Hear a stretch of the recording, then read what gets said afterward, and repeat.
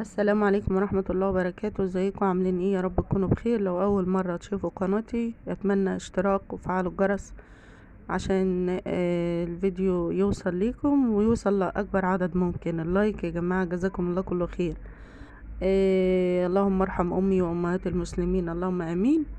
اللي بيتكلم اللي بيتكلم على حد في ظهره قليل الاصل، واللي يخون العيش والملح قليل الاصل، واللي ينكر المعروف قليل الاصل، واللي يبقى جاحد قليل الاصل، واللي يقلل من اللي معاه قليل الاصل، واللي يقول عليك اللي مش فيك بالباطل قليل الاصل، ولا يؤتمن ابدا، وخصوصا لو كان قريب منك.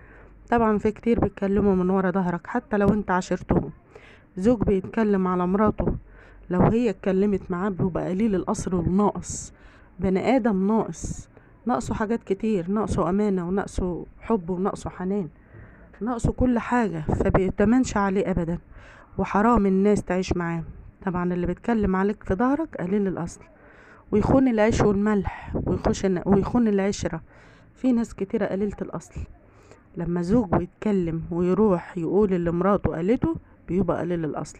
اتمنى الفيديو ده يوصل لناس معينين، وحسبي الله ونعم الوكيل، حسبي الله ونعم الوكيل في كل واحد ما ائتمنش على سره او سر مراته او سر صاحبه او سر قريب ليه. ماشي. الفيديو دوت بيعرف ان الانسان لما يتكلم على حد بيبقى قليل الاصل. خلاص يا جماعة.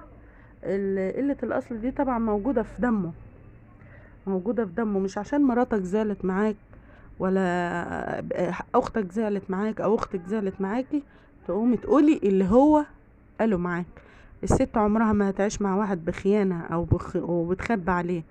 لما راجل بيزعل من مراته